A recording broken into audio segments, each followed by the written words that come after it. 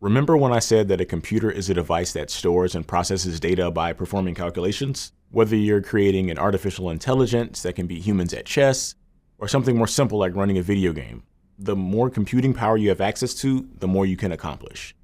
By the end of this lesson, you'll understand what a computer calculates and how. Let's look at this simple math problem. 0 plus 1 equals what?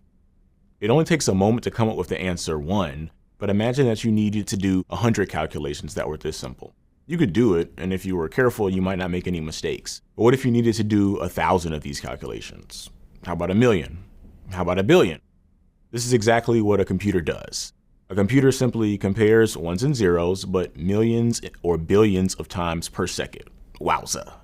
The communication that a computer uses is referred to as binary system, also known as base 2 numeral system.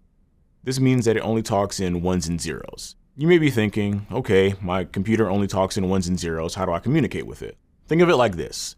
We use the letters of the alphabet to form words, and we give those words meaning. We use them to create sentences, paragraphs, and whole stories. The same thing applies to binary, except instead of A, B, C, and so on, we only have 0 and 1 to create words that we give meaning to. In computing terms, we group binary into 8 numbers, or bits. Technically, a bit is a binary digit.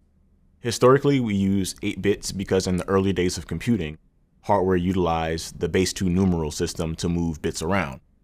2 to the 8th numbers offered us a large enough range of values to do the computing we needed. Back then, any number of bits was used, but eventually the grouping of 8 bits became the industry standard that we use today. You should know that a group of 8 bits is referred to as a byte.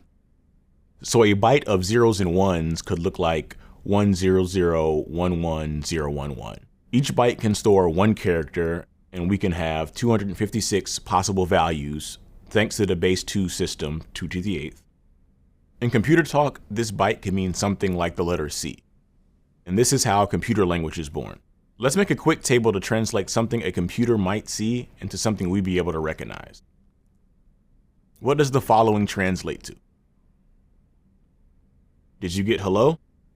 Pretty cool, right? By using binary, we can have unlimited communication with our computer. Everything you see on your computer right now, whether it's a video, an image, text, or anything else, is nothing more than a 1 or a 0. It is important that you understand how binary works. It is the basis for everything else we'll do in this course, so make sure you understand the concept before moving on.